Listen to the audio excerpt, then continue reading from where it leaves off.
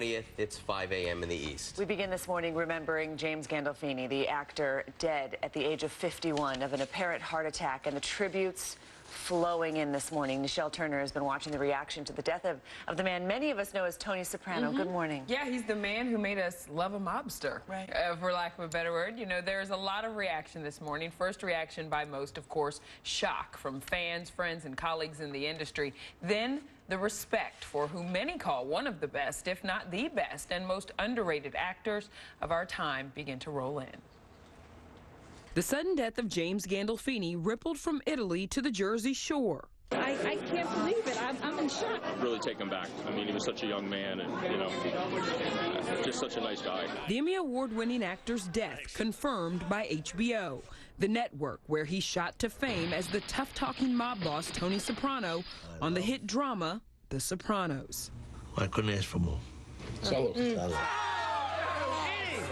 The HBO representative said the 51-year-old actor may have had a heart attack, though the official cause is not yet known.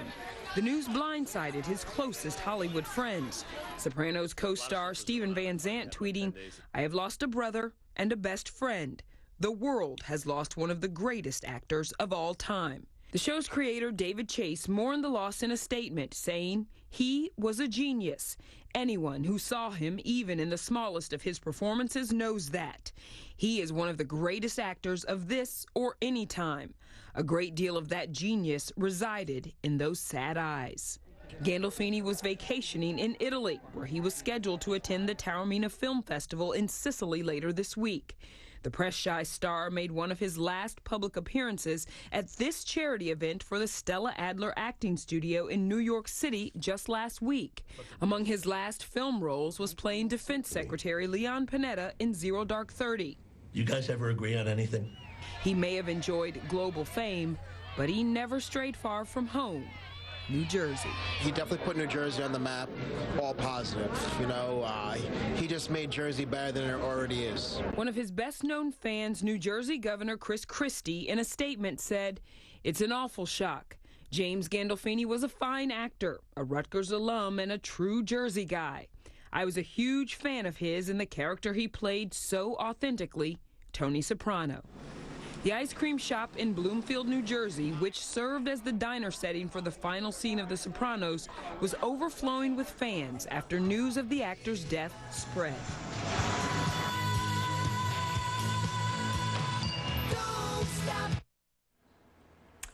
We all remember that booth. It was reserved last night there in the diner, so no one would sit there in honor of James Gandolfini. Now, while the cause of death is still not known, the morgue nurse director at the Policlinico Umberto L'Ospedale in Rome says there will be an autopsy performed tomorrow morning.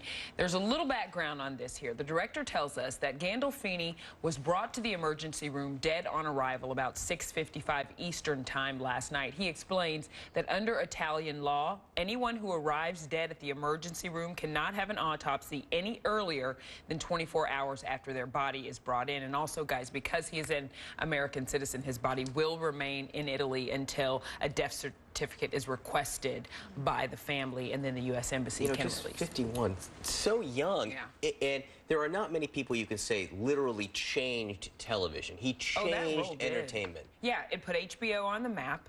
Nobody really knew what The Sopranos was when this show was created, and James Gandolfini didn't get that role till he was almost 35 years old. So his success came later in life, but he definitely changed the face of television with you know, this role and with this series. It's one that none of us will forget. And then he tried to kind of change from being typecast as the mob guy. After that, he did some plays on Broadway. He really tried to spread his wings and show his range as an actor. And he was great on Broadway. You know, he really started on Broadway back in 1992. He was in A Streetcar Named Desire with Alec Baldwin and Jessica Lange, and that's kind of where he first got his real taste on the stage. And then, of course, he returned to Broadway in Gods of Carnage and was just fantastic. He's an actor's actor, and more importantly, according to at least everyone who's sending tributes, a nice guy. Absolutely. He was a Jersey boy. Yeah. Yeah, he was. All right, Nichelle Turner, thanks. And coming up at 5:30, we're going to take a look back at his remarkable career on screen and off.